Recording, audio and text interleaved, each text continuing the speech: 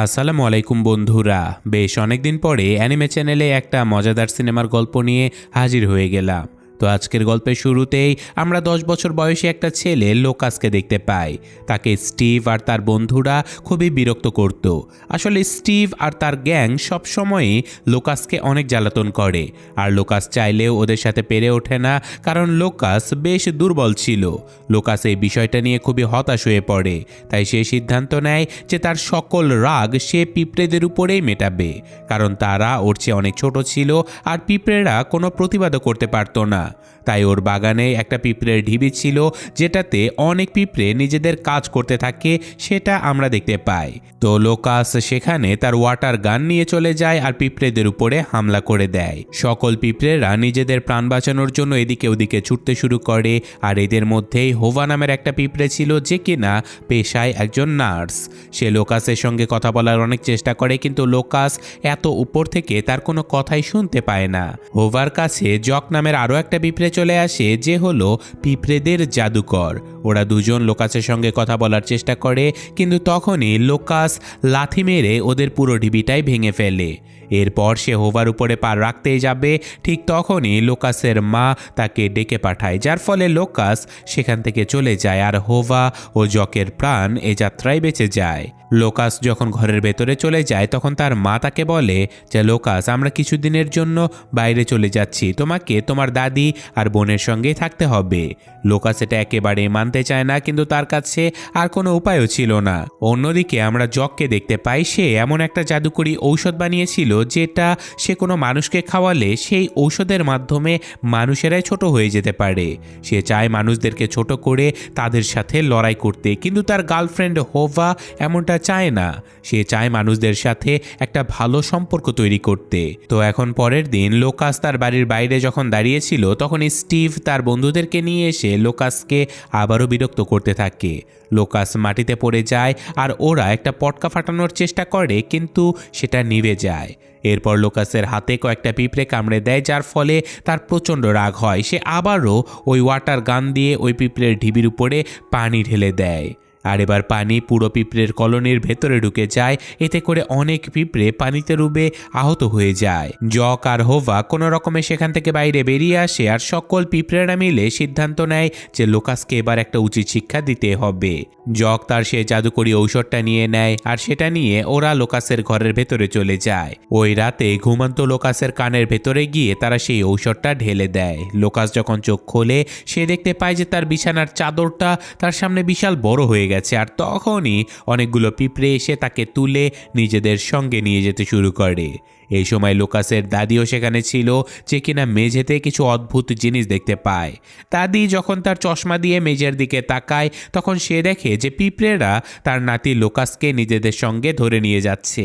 এটা দেখে দাদি তো একেবারে অজ্ঞান হয়ে যায়, আর এরপর পিঁপড়েরা লোকাসকে তাদের কলোনির ভেতরে নিয়ে যায় এবং পিঁপড়েদের রানীর সামনে হাজির করে। রানীকে বলা হয় যে এই হলো সেই অপরাধী, যে কিনা আমাদের কলোনির ভেতরে পানি ঢেলেছিল, আর সব সময় আমাদেরকে বিরক্ত করে এই ছেলেটাই। রানী তখন লোকাসকে শাস্তির কথা শোনায় এবং বলে যে তোমাকে এখন থেকে একটা পিঁপড়ের মতো এখানে বসবাস করতে হবে। পিঁপড়েরা যা যা কাজ করে তোমাকে সেই সকল কাজ করতে হবে, আর এই সব কিছু থেকে তোমার কোনো মুক্তি নেই। রানীর এই শাস্তি ঘোষণা করার পরেও জক এই শাস্তিতে একেবারে সন্তুষ্ট হয় না, কারণ সে চায় লোকাসকে মেরে খেয়ে ফেলতে। কিন্তু পিঁপড়েদের মধ্যে এমন হিংসাত্মক কোনো নিয়ম ছিলই না। তাই তখনই জকের গার্লফ্রেন্ড হোভা সেখানে সবাইকে বলে যে আমি লোকাসকে শেখাবো কিভাবে পিঁপড়েরা কাজ করে আর তাদের নিয়মকানুনগুলো কি। আসলে লোকাসকে এখানে অনেক কঠিন পরিশ্রমের শাস্তি দেয়া হয়েছিল, তাই সে এখন যত দ্রুত সম্ভব এখান থেকে পালাতে চায়। কিন্তু হোভা তাকে বোঝায় আর বলে যে যতক্ষণ না তুমি তোমার শাস্তি শেষ করছো আর পিঁপড়েদের নিয়মকানুন শিখে যাচ্ছ, ততক্ষণ তোমাকে এখান থেকে যেতে দেয়াই হবে না। তো এখন পরবর্তীতে লোকাস জানতে পারে যে এখানে সবাইকে কাজের উপরে ভিত্তি করে আলাদা আলাদা গ্রুপে ভাগ করা হয়েছে। লোকাসকে খাবার জোগাড় করার দলে রাখা হয়। তার প্রচণ্ড কষ্ট হয় এইসব কাজ করতে, আর সে কোনো রকমে খাবার জোগাড় করে তো ঠিকই, কিন্তু তবুও শুধুমাত্র তার কারণে তাদের পিঁপড়েদের গ্রুপটা খাবার জোগাড়ের কাজে লাস্ট নাম্বার অর্জন করে। আর এই কারণে সকল পিঁপড়েরা খুবই কষ্ট পায়। আর যখন হোভা তাকে ট্রেনিং দিতে থাকে, তখন লোকাস খুবই রেগে যায়। লোকাস হোভাকে বলে যে তুমি আমাকে খুবই বাজে একটা জায়গাতে ফাঁসিয়ে দিয়েছো, আমি এখান থেকে বের হতে চাই। তখন হোভা তাকে বোঝায় যে তাকে একটা পিঁপড়ের মতো করে ভাবতে হবে, আর তখনই কয়েকটা উড়ন্ত পোকা তাদের উপরে হামলা করে দেয়। হোভা লোকাসকে একটা জায়গাতে লুকিয়ে রাখে, কিন্তু একটা পোকা তাকে দেখে ফেলে। লোকাস তখন দৌড়ে সেই পটকাটার উপরে চলে যায়, যেটা তার বন্ধুরা তাকে ভয় দেখানোর জন্য ছুঁড়েছিল, কিন্তু তখন সে পটকাটা ফাটেনি। ওই পোকাটা যখন লোকাসের উপরে হামলা করে দেয়, তখন তার ধাক্কায় পটকাটা আবারও জ্বলে ওঠে আর এক বিশাল বড় বিস্ফোরণ হয়। এই বিস্ফোরণে পোকাটা সেখানে মারা যায়, আর বাকি পোকাগুলো যখন এটা দেখতে পায় তখন তারা ভয় পেয়ে সেখান থেকে উড়ে চলে যায়। এরপর সকল পিঁপড়েরা লোকাসের কাছে আসে আর তাদের প্রাণ বাঁচানোর জন্য তাকে থ্যাঙ্কস বলে। কিন্তু জক সেখানে এসেও বলে যে ও আমাদের বাঁচাতে চায়নি, বরং ও তো আমাদের মারতে চেয়েছিল, ও তো সব সময় আমাদেরকে বিরক্ত করে। কিন্তু পিঁপড়েরা মনে মনে লোকাসের প্রতি অনেকটাই ইমপ্রেস হয়ে যায়। এরপর হোভা লোকাসকে পুরো পিঁপড়ের কলোনিটা ঘুরিয়ে দেখাতে নিয়ে যায়। সেখানে সে লোকাসকে একটা বিশাল বড় ছবি দেখায় আর বলে যে এটা হলো আমাদের দেবী, অর্থাৎ অ্যান্ট মাদার। আমরা এনার উপরে খুবই বিশ্বাস করি, উনি সব সময় আমাদের রক্ষা করেন।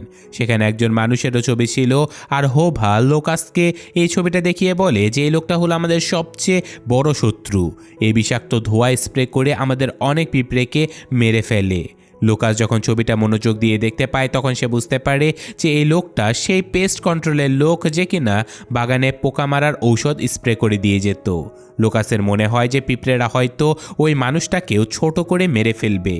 তখন লোকাসের মাথায় একটা আইডিয়া চলে আসে। সে হোভাকে বলে যে আমার বাড়িতে অনেক ভালো মিষ্টি জেলি বিনস রয়েছে, আমি তোমাদের সেগুলো এনে দিতে পারি, কিন্তু এর জন্য আমাকে আমার বাড়িতে যেতে হবে। জেলির কথা শুনে হোভা আর তার দুই বন্ধু রাজি হয়ে যায়। এরপর তারা চারজন মিলে লোকাসের ঘরের ভেতরে পৌঁছে যায়, আর ঘরে ঢুকে লোকাস সোজা টেলিফোনের কাছে চলে যায়। সে ওই পেস্ট কন্ট্রোলের লোকটাকে কল করে আর স্প্রে করার অর্ডারটা ক্যান্সেল করার চেষ্টা করে, কিন্তু সে কিছুতেই সঠিক নাম্বার ডায়াল করতে পারে না। অন্যদিকে হোভা আর তার বন্ধুরা মিলে জেলি খেতে থাকে, আর ঠিক তখনই লোকাসের বড় বোন টিফানি সেখানে চলে আসে। সে ওই পিঁপড়েগুলোকে দেখে ফেলে আর ফোনটা উঠিয়ে তাদের উপরে হামলা করতে যায়, কিন্তু ঠিক তখনই লোকাসের দাদি সেখানে চলে আসে। দাদি তো আগে থেকে জানতো যে লোকাসকে পিঁপড়েরা ধরে নিয়ে গেছে, তাই সে তার নাতনির হাতটা শক্ত করে ধরে ফেলে, আর এই সুযোগের ফায়দা নিয়ে লোকাস আর পিঁপড়েরা মিলে সিঙ্কের পাইপ দিয়ে নিচে নেমে চলে যায়। এরপর লোকাস আর ওই তিন পিঁপড়ে আবারও তাদের কলোনিতে ফিরে আসে। সেখানে জকও ছিল। হোভা আর তার বন্ধুরা যখন সেখান থেকে চলে যায়, তখন জক লোকাসকে বলে যে আজকে শুধু তোমার কারণে আমার গার্লফ্রেন্ড হোভার প্রাণ চলে যেতে বসেছিল, আমি তোমাকে কোনো দিন ক্ষমা করতে পারবো না। আমি তোমাকে কখনোই সেই জাদুকরী ঔষধটা দেব না যেটা দিলে তুমি বড় হতে পারবে। জকের কথা শুনে লোকাস বুঝতে পারে যে সে হয়তো আর কখনোই নিজের আসল রূপে ফিরে যেতে পারবে না। এটা শুনে লোকাস খুবই মন খারাপ করে ফেলে। সে চুপচাপ ছোট্ট একটা জঙ্গলের ডোবার ধারে গিয়ে বসে পড়ে, আর ঠিক তখনই সেখানে একটা বিশাল বড় ব্যাঙ বেরিয়ে আসে আর লোকাসকে আস্ত গিলে ফেলে। হোভা এই দৃশ্যটা দেখে ফেলে আর তার খুবই খারাপ লাগতে থাকে। সে জককে বলে যে তোমাকে ওকে বাঁচাতেই হবে, তুমি জাদুকর, কিছু একটা তো করো, ওকে বাঁচাও। এরপর জক সোজা ওই ব্যাঙটার সামনে গিয়ে দাঁড়ায় আর বলে যে তুমি আমাকে খেয়ে ফেলো। তো এই কথা শুনে ব্যাঙটা জককেও খেয়ে, আর জক যখন ব্যাঙটার পেটের ভেতরে যায়, তখন সে দেখতে পায় যে ব্যাঙের পেটের ভেতরে লোকাস সহ আরও অনেক পোকা রয়েছে। এরপর জক ব্যাঙের পেটে এমন একটা সিরাম ঢেলে দেয় যার কারণে ব্যাঙটার বমি চলে আসে, আর লোকাস সহ সবাই ব্যাঙের পেট থেকে বাইরে বেরিয়ে আসে। এভাবে জক লোকাসের প্রাণ বাঁচিয়ে নেয়, আর এরপর তারা সবাই এখান থেকে পালাতে থাকে। তখন লোকাস জককে বলে যে আমার প্রাণ বাঁচানোর জন্য অনেক শুক্রিয়া জক, আমার কোনো ধারণাই ছিল না যে পিঁপড়েদের ভেতরেও এত ভালো ফিলিংস থাকতে পারে, তাদেরও একটা পরিবার আর ঘর থাকতে পারে। আমি যদি এটা আগে জানতাম তাহলে আমি কখনোই তোমাদের ঢিবির ভেতরে পানি ঢালতামই না, আমাকে প্লিজ ক্ষমা করে দাও।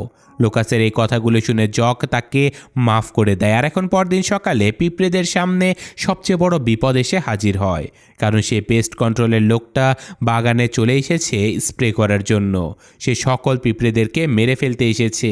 সকল পিঁপড়েরা ভয় পেয়ে ঘাবড়ে যায়, আর লোকাস ওই লোকটাকে আটকাতে চায়, কিন্তু সে বুঝতেই পারে না যে কিভাবে সে এত বড় মানুষটাকে আটকাবে। তখন সকল পিঁপড়েরা মিলে সিদ্ধান্ত নেয় যে লোকাসকে যে জাদুকরি সিরামটা দিয়ে ছোট করা হয়েছিল, এই লোকটাকেও সেই একই সিরাম দিয়ে ছোট করে দেয়া হবে। লোকাস এই প্ল্যানে রাজি হয়ে যায়, কিন্তু লোকটাকে সিরাম দেওয়া অনেক মুশকিল ছিল, কারণ সে দাঁড়িয়েছিল আর তার কান পর্যন্ত পৌঁছানো একটা পিঁপড়ের জন্য এতটাও সহজ ছিল না। তখন লোকাস সবাইকে বলে যে আমার কাছে একটা আইডিয়া আছে। এই কথা বলে লোকাস সোজা সেই উড়ন্ত পোকা বা বোলতার কাছে চলে যায় যারা এর আগে পিঁপড়েদের উপরে হামলা করেছিল। লোকাস দেখতে পায় যে ওই পোকাগুলো অনেক রেগেছিল, কারণ লোকাসের কারণে তাদের একজন সঙ্গী মারা গেছে। লোকাস তখন তাদের সবাইকে বোঝায় আর বলে যে দেখো, ওই দিন যা হয়েছিল সেটা নিছকই একটা দুর্ঘটনা ছিল। তোমরাই তো আমাদের উপরে আগে অ্যাটাক করেছিলে, আমরা তো শুধুমাত্র আমাদের প্রাণ বাঁচানোর চেষ্টা করেছি। কিন্তু সেই পোকারা লোকাসের কোনো কথাই বিশ্বাস করে না। ঠিক তখনই ওই পোকাগুলোর আরেকজন সঙ্গী একেবারে জখম অবস্থায় সেখানে চলে আসে। তার চোখের ভেতরে পেস্ট কন্ট্রোলের বিষাক্ত স্প্রে চলে যায়, যেটা ওই লোকটাই স্প্রে করেছিল। এটা দেখার পরে সেখানে থাকা সকল পোকারা লোকাস আর পিঁপড়েদেরকে সাহায্য করার জন্য রাজি হয়ে যায়। এরপর লোকাস আর তার কিছু পিঁপড়ে বন্ধুরা ওই বোলতাদের পিঠে চড়ে সোজা ওই লোকটার কানের কাছে উড়ে যায়, আর তারা ওই লোকটার কানের ভেতরে সিরাম ঢেলে দেবার চেষ্টাও করে। কিন্তু লোকটা কানে হেডফোন লাগিয়ে গান শুনছিল বলে সিরাম কোনোভাবেই তার কানের ভেতরে যাচ্ছিলই না। লোকটা যখন বুঝতে পারে যে তার আশেপাশে অনেকগুলো পোকামাকড় উড়ছে, তখন সে হাত দিয়ে একটা ঝাড়ি মারে। এর ফলে অনেকগুলো বোলতা নিচে পড়ে যায়, আর লোকাসও ছিটকে ওই লোকটার মাথার চুলের ভেতরে গিয়ে পড়ে। লোকাস চুলের ভেতরে দেখতে পায় যে সেখানে অনেকগুলো উকুন রয়েছে যারা লোকাসের উপরে অ্যাটাক করে দেয়। আর এখন নিজের প্রাণ বাঁচানোর জন্য লোকাস সেখান থেকে লাফ দেয় আর সোজা লোকটার নাকের পশম ধরে ঝুলে পড়ে। এতে করে লোকটার অনেক জোরে হাঁচি চলে আসে আর লোকাস সোজা মাটিতে গিয়ে পড়ে যায়। লোকাস নিচে পড়ে গিয়ে দেখতে পায় যে হোভা একটা বোলতার নিচে চাপা পড়ে আছে। সে হোভাকে সেখান থেকে বাইরে বের করে আনে আর ওই বোলতাটারও প্রাণ বাঁচিয়ে দেয়। অন্যদিকে একসাথে অনেকগুলো পোকা ওই লোকটার উপরে হামলা করে দেয়। পোকার কামড় খেয়ে লোকটা যখন সামনের দিকে নিচু হয়ে যায়, তখনই জক পেছন থেকে সেই জাদুকরি সিরামটা লোকটার প্যান্টের ভেতরে ফেলে দেয়। সিরামের কারণে লোকটা একেবারে পিঁপড়ের সমান ছোট হয়ে যায়, আর ভয় পেয়ে লোকটা একটা সাইকেলে চড়ে সেখান থেকে পালিয়ে যায়। লোকাস আজকে নিজের জীবনের ঝুঁকি নিয়ে অনেক পিঁপড়ে আর বোলতাদের প্রাণ বাঁচিয়ে নেয়, আর এই কারণে লোকাসকে আবারও রানীর কাছে নিয়ে যাওয়া হয়। রানীকে সবকিছু খুলে বলা হয় যে কিভাবে লোকাস আজকে সকলের প্রাণ বাঁচিয়েছে।